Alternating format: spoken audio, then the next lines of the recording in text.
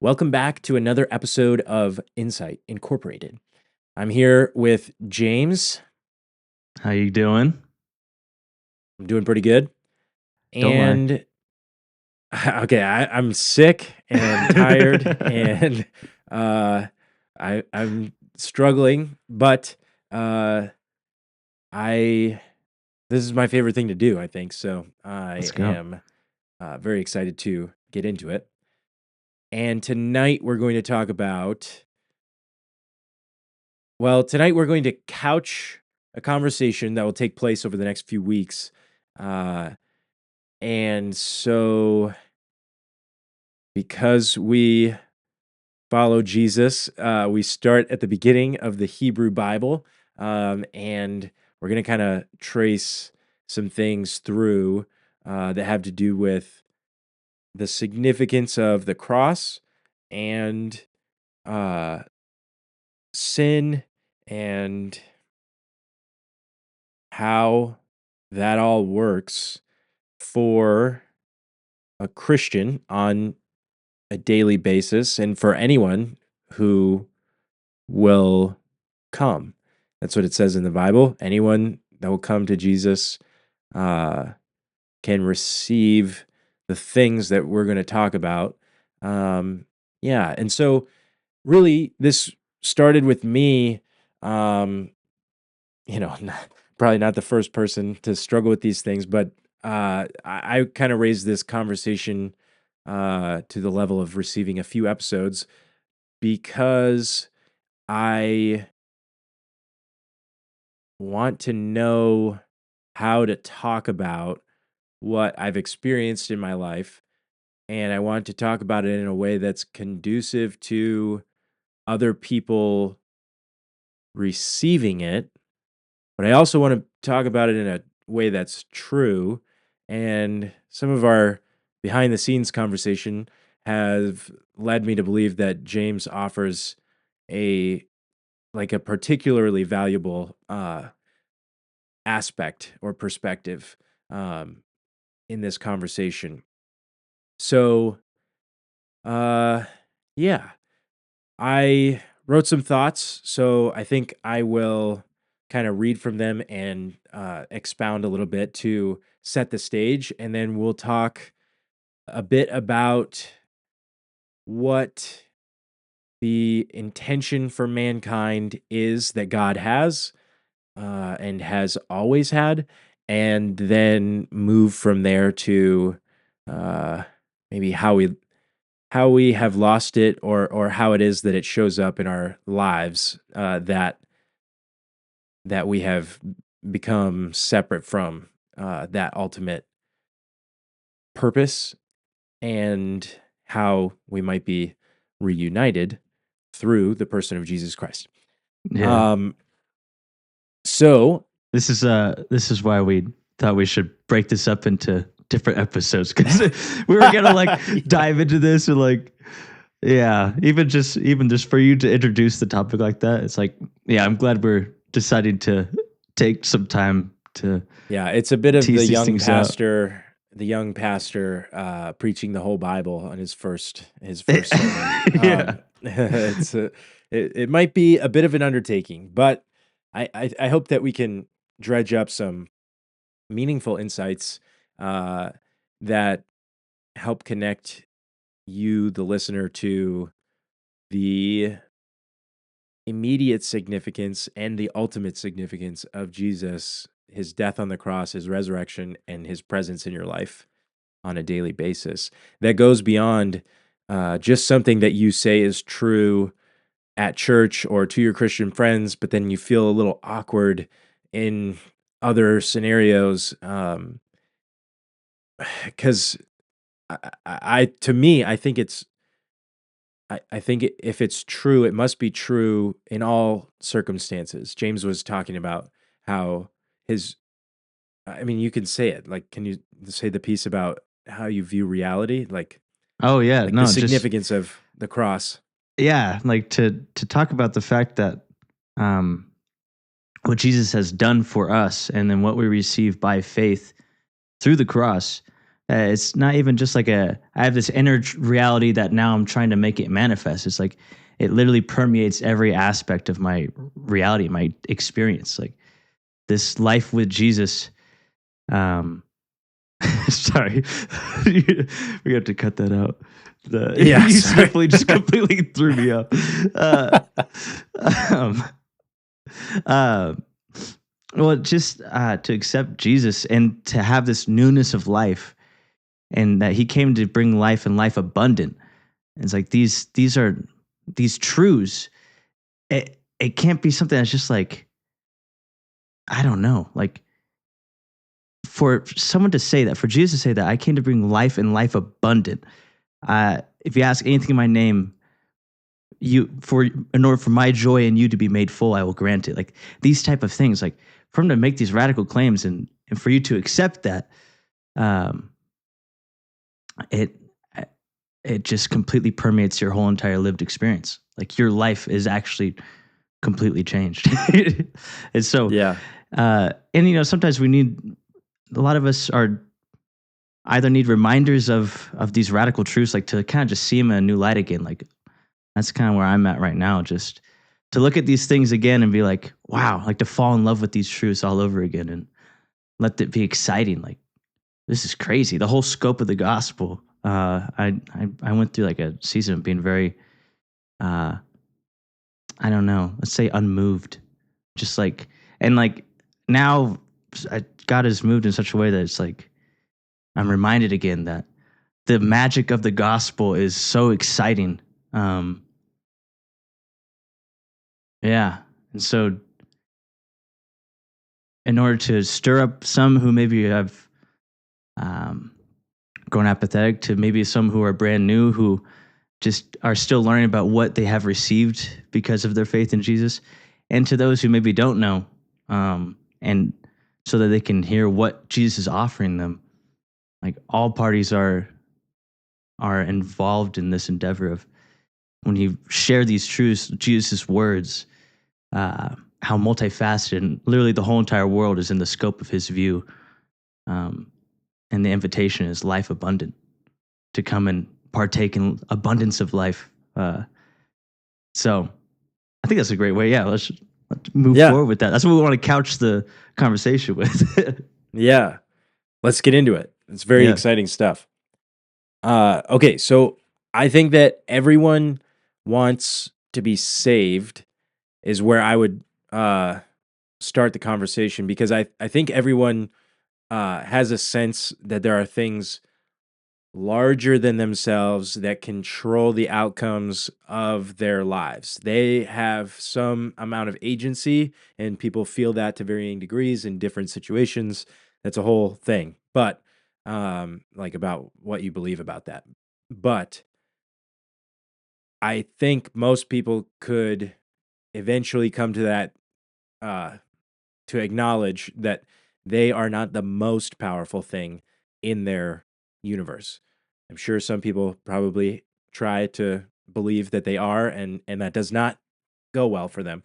Um, there's a lot of evidence in our lives to support the idea that we are not the most powerful entity. Um, our desired outcomes are largely outside of our control, and so to me, uh, I think this plays a role in sort of like worship, because you get to choose what you place in the highest value, the thing for which you will sacrifice. And so, very often, we suffer from uh, a bad habit of placing our desires in that highest seat, and then we serve them as though that is appropriate, or will ultimately result in what is good taking place. I don't believe that that makes a lot of sense.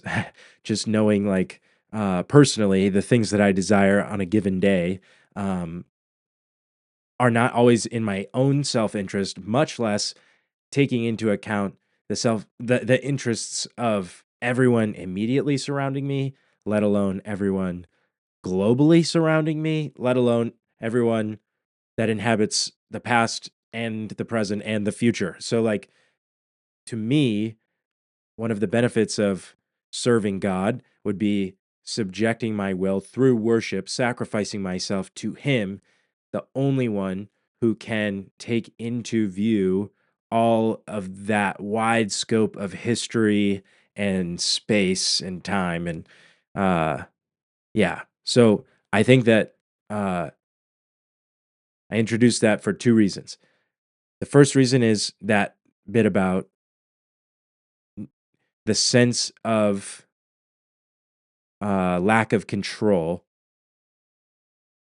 would indicate to us that we need to do something needs to happen.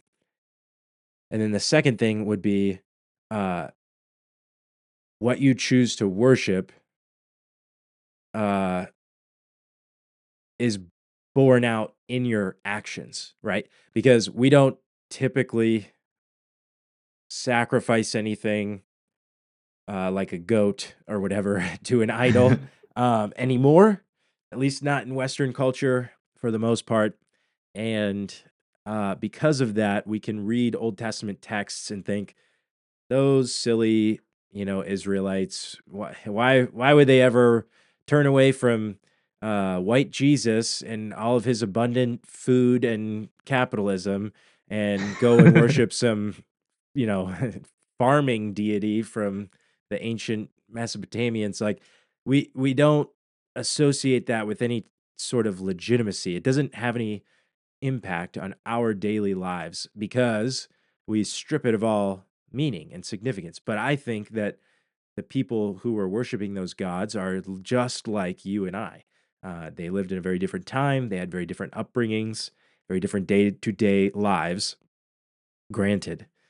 However, I think it's important to know that they had every single aspect of the human nature that you and I experience on a daily basis. And so then from that standpoint, I take their continuous or like their repeated uh dalliances with other lesser beings to worship or I could say just idols because whatever, that's a whole thing.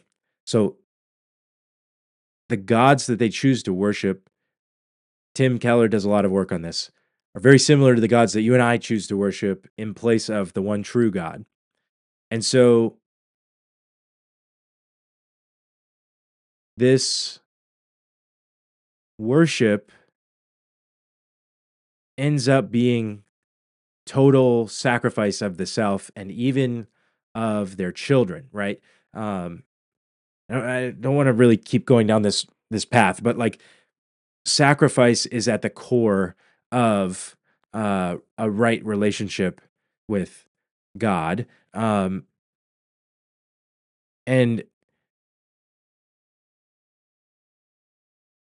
it's because sacrifice means it's like the proper ordering of things, like what you value, what you worthship. That's where the word worship comes from. What you say has the most worth will dictate how it is you see the world and how it is you interact with it. And to me, I think that is a central component in uh, salvation, to use that word. And that's what we're moving towards. So moving on, human beings were created in the image of God. It details that in Genesis 1. And Adam and Eve are said to have been created in the image of God, and thus the rest of us are too. We're the same as them. We uh, we are descendants of them, and so that image bearer quality is something that in the West we take very seriously. Almost all of our inalienable rights are tied to this concept of being image bearers, meaning that we have inherent value uh, in that image bearing quality that we have. So one thing that God does in the early chapters of Genesis is give Adam and Eve dominion is one word that people use. Uh, he leaves them in charge of the earth, I like how you but said God doesn't just when you were writing, you yeah. said deputizes them. I like that. Oh yes, yeah, Yeah. yeah. He is in charge, but he gives them the responsibility of overseeing the project. And this doesn't mean that he leaves in a spaceship back to wherever he came from, and we're all just alone here on Earth. Like, don't get anything wrong, or you'll go to hell. It it's within the scope of the garden. So it's this perfect paradise that God and man are united in, and they carry out the desires, the will of God with God in that garden, in that space that He gave them to play within and work within. And so to me, that is extremely significant. I've heard it said before that some Christians will read their Bible from Genesis chapter 3 to Revelation chapter, is it 19? What's I'll the, say is 18 18? 18? Uh, ish. well, 19 has like the whole gory battle of Armageddon. I'm gonna look. Anyway, I'm gonna the look. point being they skip the first two chapters and the last two or three chapters of the Bible. And those are extremely significant chapters because uh it talks about what was and what was ideal in the beginning, and then what will be and what is perfect or what will be perfect in the Mhm. end. It's And 21, so 22. okay, so all the way through chapter 20, that's where some people's Bible ends. And I bring that up because I think it's significant that when we talk about heaven and hell and Jesus dying on the cross to save you from hell, that's not untrue, but it's like not the full scope of the story, right? Mhm. Like you were created for a purpose and it wasn't just to not go to hell, right? Like even going to heaven with a limited perspective can be nothing more than not going to hell. And obviously that's like good, but um to me it doesn't capture the fullness of life, the life abundant that Jesus came to give us. And so what's been helpful for me to understand is that God had intention when he created us in the garden. He had intention for Adam and Eve. And there's there's a purpose that we can move towards with him, and that he wants to work within us to move us towards. And uh without that step, I don't think sin makes sense because sin, I just said it two times now, and there's alarm bells going off in your head and red flags and like uh that's bad stuff we do, and uh that's what's wrong with me, and why God doesn't like me, or that was why Jesus died. And yes, like some of that's true and some of that's contaminated by uh misunderstanding, but the root word of sin in both Hebrew and Greek is it means to miss the mark. uh and it's an archery term. Excuse me. It's an archery term, and so it doesn't get much more clear than that. Like an arrow, an archer, a bow, a target, we know what the goal is. But I think some people leave out the goal of uh of Eden. yeah, the goal that Yeah. God established for humanity in Eden. And because of that, we miss out on the significance of salvation. And some people talk about like you weren't just saved from, you're saved for. Like there's a purpose that God has for your life or whatever. And I said whatever, but I don't mean to dismiss that. I just think that you can kind of end up in sort of another system there that Yeah. isn't the fullness that God has for life. I Anything do to want add to to, that? yeah, I want to put in, I've been really marveling, and maybe this can actually help with the conversation too. in terms of moving forward. Uh, I've been really marveling at Romans 7, where he's all talking about, you know, the whole the law. I have it in my mind. I want to do it, but I see something in me that prevents me from doing it, which is sin. So is the law bad? Because the law brought the knowledge of sin. And when I heard "Thou shalt not covet," it made me covet all the more. Um, but Paul, he says this thing where he's like, um, it's not that the law was bad. In fact, the law is holy, it's righteous.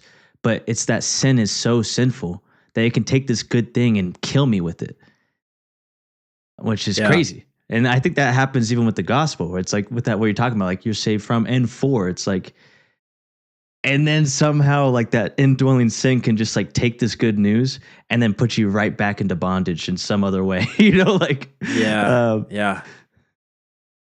Yeah. It's so fascinating because, like, one place that I'm going to move to here is uh, the story of Cain, and God brings up sin there, like, uh, that it's crouching at Cain's door, uh, and he has let it in and let it have its way with him, and like let it act on his behalf, or like through him into the world.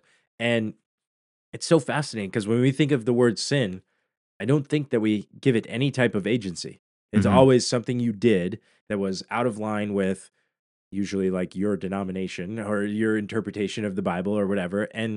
Uh and to be honest, I don't know that we go much beyond like the 10 commandments for all intents and purposes. Like Yeah. uh if it isn't one of those, then it must not be that bad. And again, this denies entirely the the purpose that God had from the beginning for humanity. And so if you don't have that purpose, then of course it's just a list of 10 things or 300 and whatever if you're Jewish. And it's like, yeah, that's legalism in its most rudimentary form. Like that you would think the only reason that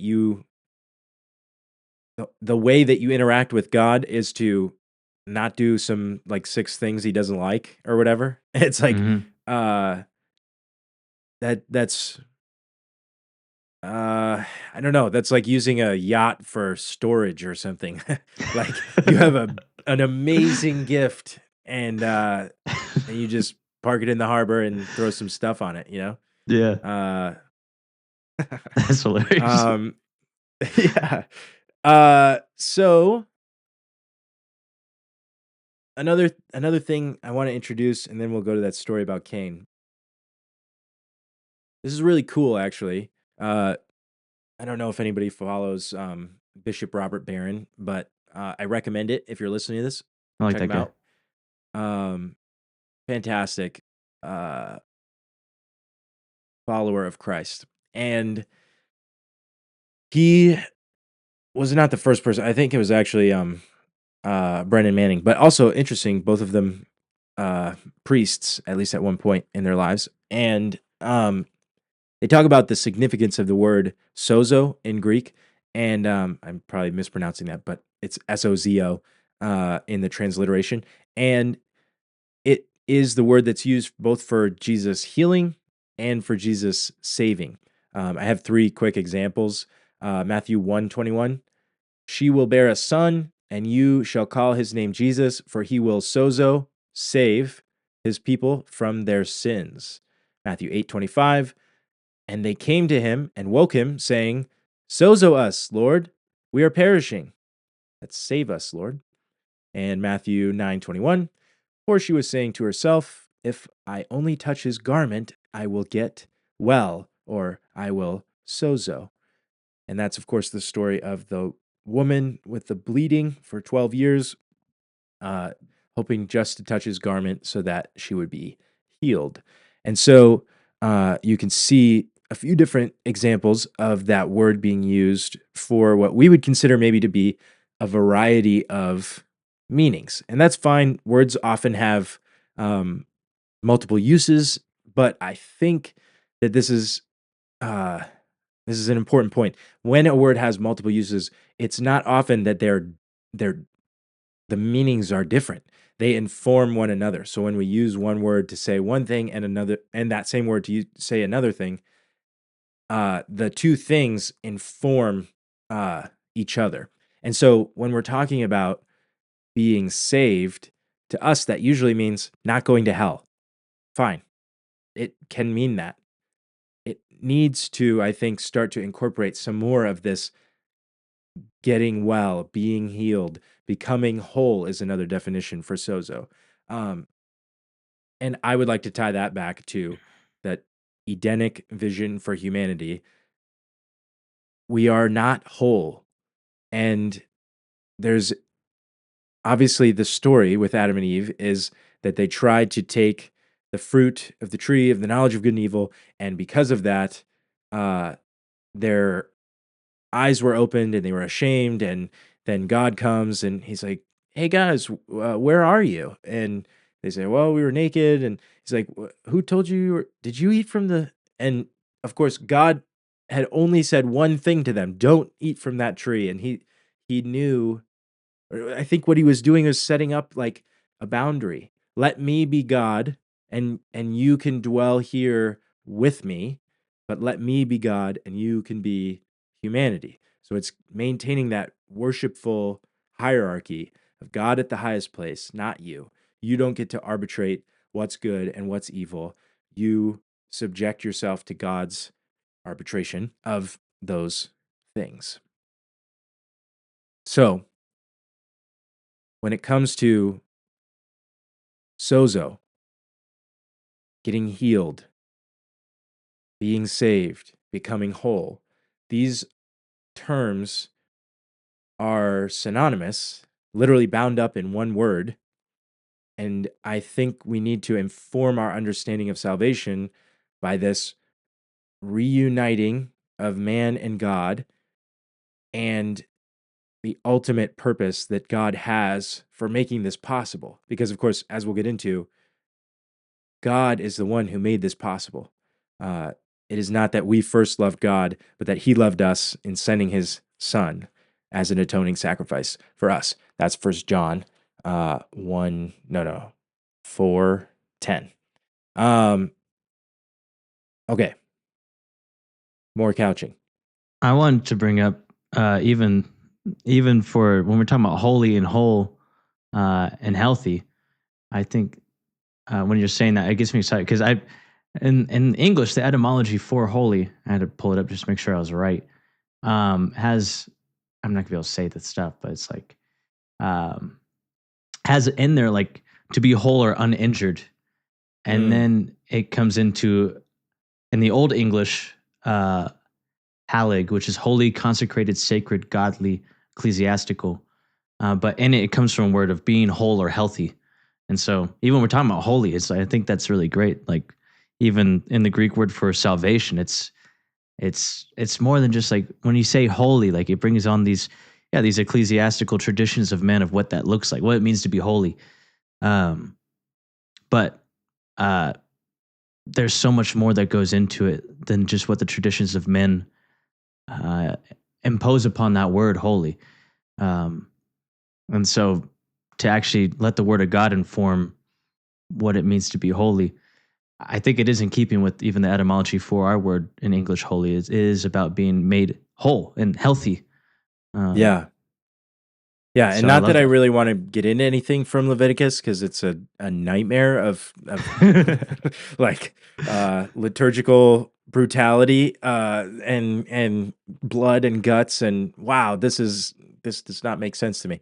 But I do think that there are many references in that book as well as the rest of the Hebrew scriptures to the unblemished nature of the lamb used in the Passover meal, as well as many other sacrifices. So this concept would have been something that was sort of built into the liturgy of the ancient Israelite people. Um, and yeah, we're getting to the sacrifice stuff.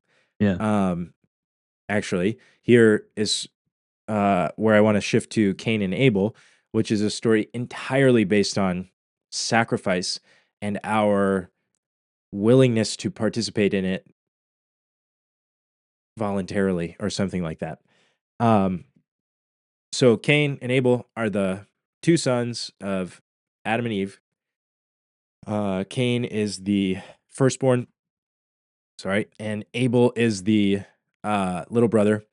And Abel's a shepherd, and Cain is a vegetable farmer.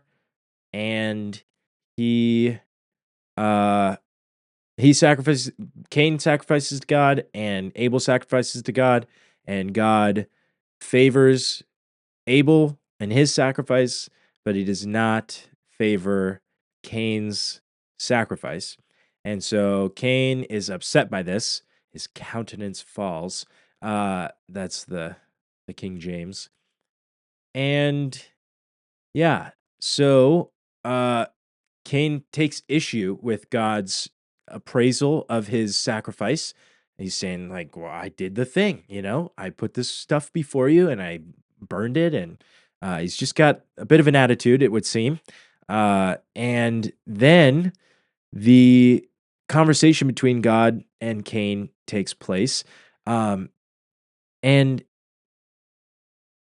God says that Cain had the opportunity to do well. And without getting too much into like uh whether or not we're saved by grace and does it matter if we do anything or whatever, I I think that what God's getting at here is like uh there is a way to live your life that hits the target, and there is a way to live your life that as he details with Cain, al- you can allow sin into you, and you can allow it to have its way with you, can allow it to uh breed into your life um sin and death, the death that results from it. And again, by sin I mean missing the not fulfilling the full purpose that God has for you. And I don't mean that in some like prosperity doctrine way, obviously. I just mean you can live your life in a way that does not put God at the highest place and does not sacrifice you to him. Uh, and there's many interesting aspects to that story, but to me, uh, the the I think that this story communicates that God's intended vision for the world of man stewarding all that God created, ruling over it to the benefit of life and life abundant. It doesn't take place because Cain allows sin to act through him, within him, and produce what is the first murder, right? It's uh the rivalry between the brothers that leads Cain to kill Abel. Um and it's really dark and extremely significant uh and descriptive, I think, of the way that um when sin rules over us, we tend to rip down our ideals. We reject all that is good in favor of, uh, I don't know, our way. Our way. We try to take things into our own hands, which of course is what Cain does after the murder of his brother. He pleads with God because people, God puts a mark upon him to save Cain from the consequences of being known as uh, a murderer. That is not good for business. And so Cain takes the mark from God, the protection from God, and rather than trusting it, um, this is how I would interpret it. He moves into a city. He founds the first city in the story of the Bible, and it's a really remarkable. If you want to go look at the Bible Project, they did a whole thing on the city. It's so fantastic. But it's the beginning of a thread through the whole Scripture of the city as opposed to the garden. And Mm. so the city is the protective walls that they had in the garden, um, but it is a kingdom ruled by violence and coercion, force, oppression, and in 10 generations, the descendants of Cain are they're 10 times or 100 times more violent than he was to start. And so the system that Cain puts in place, basically saying like, if anybody touches me, I'll hurt them 10 times as bad as they hurt me, to try and like defend himself. He becomes very defensive.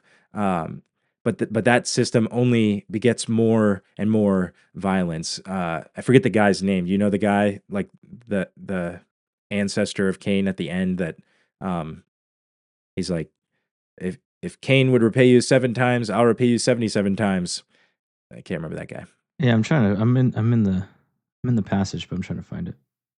I don't know why it's not. It must be later on. I'm not too well Yeah. versed with the genealogies. That's okay. The reason that I bring this up is because the way that Cain begins to rule the area that he has dominion over, and again, this is Cain and his descendants, right? And so it's sort of like his genealogical line. It's Lamech. Lamech, yes. So they wield violence, aggression, and oppression as a means of salvation, because things are outside of their control, and they know that. They know that other people could react poorly to the way that they are, and it's this sort of insecurity and defenselessness that leads them to go on the offensive and dominate and oppress. And because of this, I just want to point out all of the things that I've said that they do in these kingdoms are sin. They're sins in that they're missing the mark of the regenerative, uh, uh, life-giving, life-supporting um, goals that God lays out in the beginning. He says, "Be fruitful and multiply." Cain literally killed somebody. He subtracted, right? Mm-hmm. And that is not, yeah. He divided. That's the opposite of multiplying. Yeah, And yeah. and so uh, that is not the vision that God has for people, and it's not the vision that He lays out. And so I think, to me, that's the most important part for this conversation, to recognize that when we, like, just by existing, we have the opportunity to pursue uh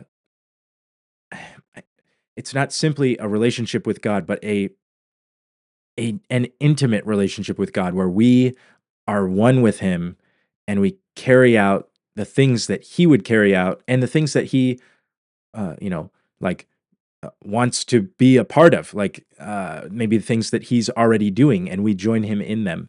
um and we'll get into it later, but this is the point of Jesus. This is what He allows us to have the opportunity to do once again, as it was in the garden. And so uh so Cain is, to me, a very powerful example of a human having that choice set before them to do well, or to hit the mark, or to not. And for millennia, we were not able to even remotely scratch the surface of doing that. And so uh, Jesus empowers us to do that through His grace and through His Spirit. And yeah, um, it's not simply uh, a whitewashing of the past. Like, oh yeah, that's Cain, Mm-hmm. but he did some things, but like he's with me now, so it's totally cool. Like, don't worry about it. It's more than that. God desires to fulfill Cain's purpose as an image bearer of Christ, and of course he turns away and continues to, um, with the help of sin, like, breed this culture of sin. I say we pause for a second because he wants to go do a thumbs up, and then now your thing's frozen again. All right. So, concluding and moving on, many people propose alternate theories of salvation. Cain's was a sort of violent commerce, iron fisted protection. It's sort of like peace through war. But God's vision is much more all-encompassing. He doesn't just desire the strong to dominate. He wants for the strong to serve the weak, that the weak may be strengthened. This is exemplified in great detail in the Gospels of Jesus Christ. This good news, this gospel, is that humanity can be saved, healed, rescued from their proclivity to rule over and coerce one another in unproductive and destructive ways. The mechanism for this is the person of Jesus Christ, as stated in Matthew 21, like I mentioned before, and Romans 10:9, and Isaiah 53. In Romans 10:9, it says that if you confess with your mouth that Jesus is Lord and believe, is it In with your your heart. heart? Yeah. Yeah, believe in your heart, then you will be saved. And Isaiah 53 is super powerful. It's a prophecy of Jesus that details all the ways in which God will meet you in the suffering of the consequences of sin. Because, of course, God set the ideal in the beginning, and that's something that we've been talking about tonight. But the opposite of the ideal, or not the opposite, just missing the ideal, leads to all types of pain and suffering and corruption. And so for God himself, the epitome of wholeness Hmm. to be broken for us is we were talking about it earlier, is foolishness. Yeah. It's a stumbling block. It does not compute. And so yeah, it's a tricky one, and we'll solve it somewhere around episode 4 of this series. Yeah. We'll keep you on the hook. But I do no, want to it's read. I do want to read Isaiah 53 and just what okay. you're Go for talking it. about. Yeah. Verse 4. Surely our griefs he himself bore, and our sorrows he carried. Yet we ourselves esteemed him stricken, smitten of God, and afflicted.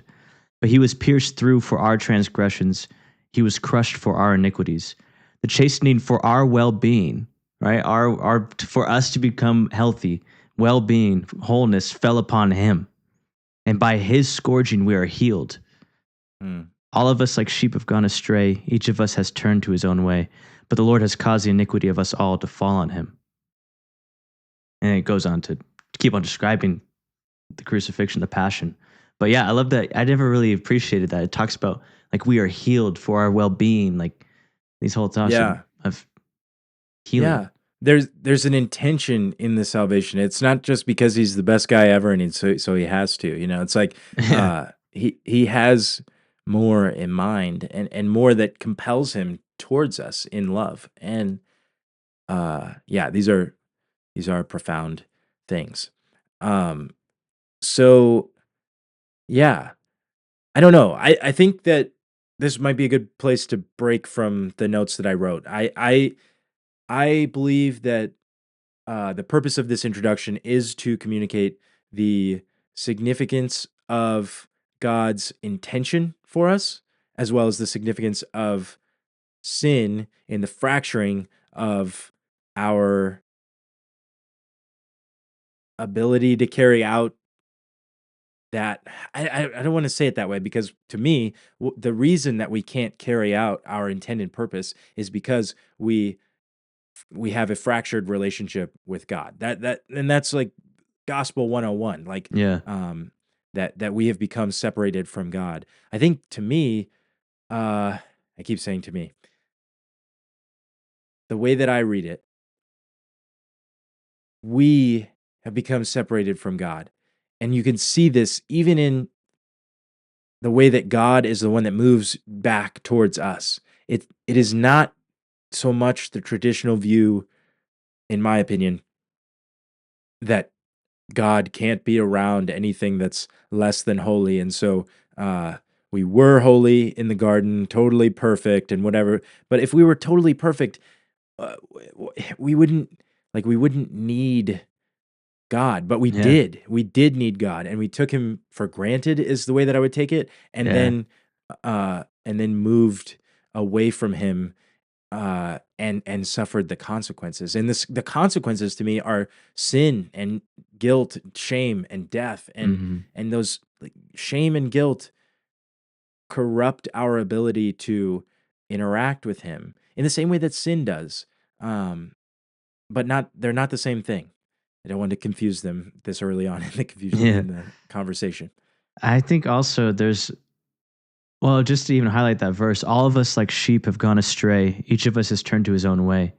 The Lord has caused the iniquity of us all to fall on him. So even to point out like what sin does, it causes us to start going our own way. That was the whole knowledge of good and evil. Like we now have it, the ability to go our own way. And even in the doing of the action was the making that even a possibility in their minds. Like they didn't even conceive of doing anything with out of step with God until there it was suggested to them. And it's because the character of God was maligned by even the mere suggestion that God's holding out on you. Um, and Yes, so, this is a good time to bring in the line from Milton about it being better. This is Satan speaking in Milton's A Paradise Lost. Um, he says, it's better, in Old English, he says, it's better to rule in hell than reign in heaven. Or, sorry, than serve in heaven. mm, And I think that epitomizes that that seeking to define good and evil for yourself, even though it leads to chaos and death and destruction. yeah, yeah, and so I think this is important too because when you're bringing up the idols and the traditions of man, I think it's really important to even show how the gospel is in stark contrast to every single other form of salvation or worship, because it's even this whole thing like the chastening that belonged to us, he took upon himself for us to be healed. Like this whole thing of like uh, that God Himself is the one who sacrifices. Like He sacrifices Himself. Yeah, it's just such a crazy mystery. But and maybe we can even go into the Abraham thing too of making the covenant, or maybe we could do that next time. But uh, just that this crazy story of God Himself taking on the griefs of mankind, the sorrows He carried, uh, Him being pierced through for our transgressions, crushed for our iniquities, the chastening for our well being fell upon Him, and by His scourging we are healed. Um, that's just crazy. And then when you put your faith in that and Him, that now becomes a part of like imputed upon your account. Um, Yeah, that's un who could even come up with such a such a radical and crazy story, like who could conceive Yeah. the wisdom of God? Like who can even give him counsel, like oh the magnificent wisdom of God that he could shut up all into disobedience so that he may show mercy to all. Yeah. And I wanted to put that in too, is like to try to say that like the garden was them a living according to the law and then they broke it. So then God brought the law. I don't, I think it's important to recognize in what Paul says that like without the law, sin is not imputed. And so even they didn't even Yeah. have consciousness of even acting outside of the will of God. And then the law came because of transgressions. Like, and it was the tutor to Yeah. show that you need God, you need Jesus. Yeah. And so I don't know. I think there's a lot that goes into it, and maybe I'm off in that too. I'm not very proficient in Leviticus or Levitical law. But what my view as of right now, and maybe it's off, but I do think what Paul says in Romans about the law, that where there is no law, sin cannot be imputed, but where there is law, then sin can be imputed. Um, Can you and define imputed? it's like if I were to have like this account, if we're going to take the whole legal standing, right? Like um, imputed in the Greek, I think it ties into like logizoma, which is like reckoned, which is like an accounting term. So it's like this is now applied to your account. And so if my account is, the wages of sin is death, right? So me and my deeds that are acting not in accordance to the law, um, my account, I receive death on my account. So that's like the imputed part. Like that is now part of your account. This is the balance. You're in like negative. The law is making it so this is now a possibility for you to go negative. It says that the law came so you can shut up the whole world into sin. And it's like, if there was no law, there'd be no sin, which is crazy to think about. That's what Paul even says. Like, uh, Yeah. Yeah, so then what are the what is the how does the math work in the garden? I guess you mentioned like transgression or whatever. I'm not trying to introduce something impossible here. I'm just mhm, saying like how does that influence the extent to which we can apply this legal? It's very common in Christian circles, mhm. the legal, like the courtroom, like when you go to heaven, there's going to be that moment where Jesus steps in and says, "This one's with me." Yeah. And that's all probably a true thing about Mhm. salvation and sin.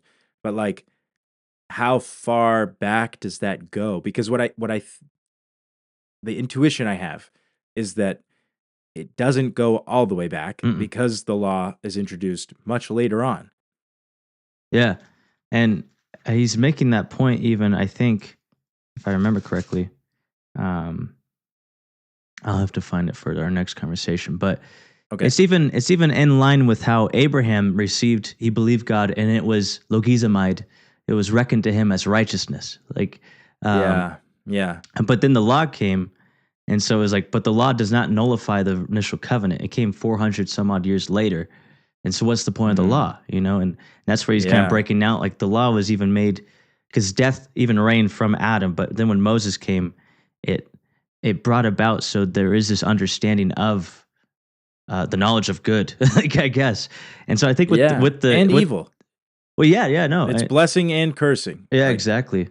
yeah. And that even makes it so he shut up all into a curse. Like the law brings the curse all the more. But I think when it goes back to the garden, like that's what the knowledge of good and evil is. Like there was no need of law. They were actually walking with Yeah. God. And The knowledge of God stands in place or supersedes the knowledge of good and evil with which we concern ourselves because we desire to maintain some sort of control, right? yeah, Like and I that's think the you even see alternative. too that like the first thing that happens to them when they get this knowledge of good and evil is they become self-conscious.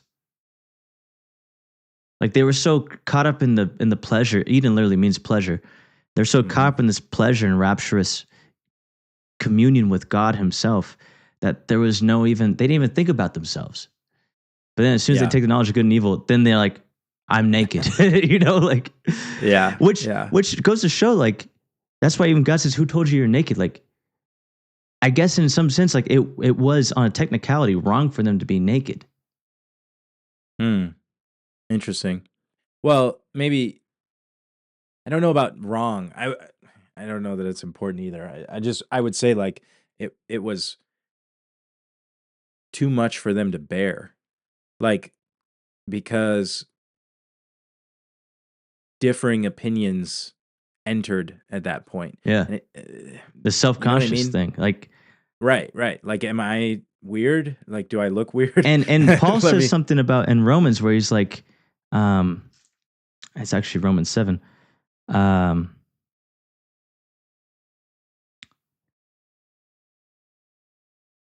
well, just that like when the law came, I became conscious of these things. Yeah. Uh, Therefore, my brethren, you also were made to die to the law through the body of Christ, so that you might be joined to another, to him who is raised from the dead, or that we might bear fruit for God. For while we were in the flesh, the sinful passions which were aroused by the law were at work in the members of our body to bear fruit for death. But now we have been released from the law, having died to that by which we were bound, so that we were serve in the newness of the Spirit and not in the oldness of the letter. Um, And he says, what shall we say then? Is the law sin? May it never be. On the contrary, I would not have come to know sin except through the law. For I would not have known about coveting if the law had not said, you shall not covet.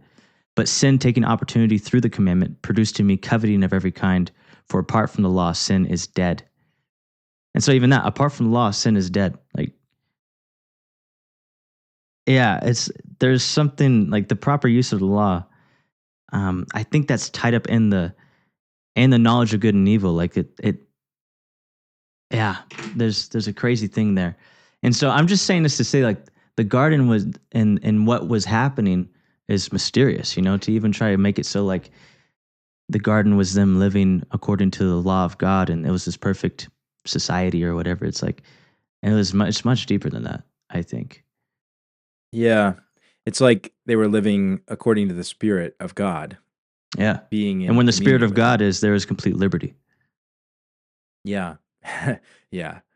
I, I was thinking of Adam like being micromanaged by God, like naming the animals, Yeah. like So, like like actually, really yeah. the great white shark, it's kind of a death machine. Is it so great? Yeah. Like, um, yeah, no, it wasn't like that. Um,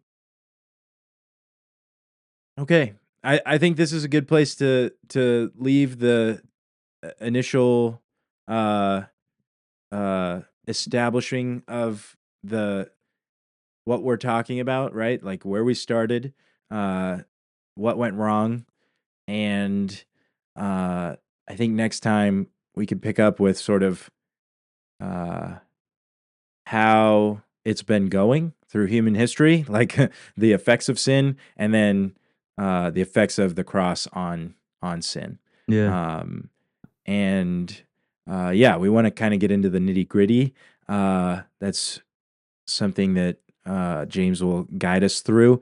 And with Oh, I that hope it's not attempt just me. to, yeah, no, we'll Yeah. we'll be doing some reading and praying over the next couple weeks to bring out a bit more understanding uh, of what it is that Jesus' death on the cross had to do with us today, 2,000 years after the event, but then all of humanity throughout history, sort of um, at that point on that day on that cross. Uh, how does this tie all the loose ends together? How does this um, uh, change the trajectory of our arrows? How do we get to qualify as that one uh, true arrow that pierced the bullseye? Um, Mhm. yeah, we'll talk some more about imputation. Yeah. I do want to I don't really have peace. I feel like in my very passionate laying out that whole thing, I do want to clarify it because I don't know. I could just feel like people coming from my neck because I said that like the law is not like according to the law. Like that's what the garden was the whole time. Um, and I just want to clarify. The only reason why I say that is not to say that the law has no implication for what it means to live in unity and harmony with God and with each other. I just say that to say it is not solely the law. I think the law does have an aspect in and showing us like God's design for society. Because Yeah. even what Paul's saying, Um, like the law is good, it is holy. yeah. I was listening. I'll recommend another podcast. Practicing the Way, season 6. It's on Scripture. It's very good. It's John Mark Comer talking to Tim Mackey and a couple other members of the Bible Project Scholar team, and it's phenomenal. They brought up the point that the law was introduced at a certain point in history. And so it's very instructive to us reading it now today because there's some like uh the wartime bride is the example that they give of something that we would not say is good, right? Like based on what we know about God, we don't have to be arbitrating good and evil. We can just say, I don't think that that's what God thinks is good, that you would, you know, kill their husband and then take them as the spoils of war. Um, and so they're basically saying, granted, right? That's not good. However, it's better. It's better than their contemporary cultures at the time. And the reason I bring that up is because I think that the law enters the story of scripture at a specific time. And so all of what you said, I think rings true to me. And even I'm thinking of the verse where Jesus says, I don't come to abolish That's what I the was about to law, read. right? Yeah. Yeah, because go ahead and read it. Yeah, he says on the Sermon on the Mount, do not think that I came to abolish the law or the prophets. I did not come to abolish, but to fulfill. For truly I say to you, until heaven and earth pass away, not the smallest letter or stroke shall pass from the law until all is accomplished. Whoever That then means annuls one, never. yeah, and whoever then annuls one of the least of these commandments and teaches others to do the same shall be called least in the kingdom. And that was what was ringing in my head. I'm like, I'm not saying that to teach that Right. the law, like to not regard the law, shall be called least in the kingdom. But whoever keeps and teaches them, he shall be called great in the kingdom of heaven. But at the same time, even Paul lays out, he takes great pains, like what's the proper usage of the law? There is a right way that is actually helps us, and there's a wrong way that leads us to bondage. And that's To sin. yeah, Like bondage to sin. Yeah. Um yeah. And give us some grace. We're just two guys just trying to figure this out. two dudes. Yeah, We appreciate the listeners' time, and yeah, I look forward to the continuation of this conversation. I'm glad that we're giving it some space because I think that it needs it. yeah. I need it. Yeah. Yeah. All right. Thank you for listening. We'll see you soon. Until next time. Thank you.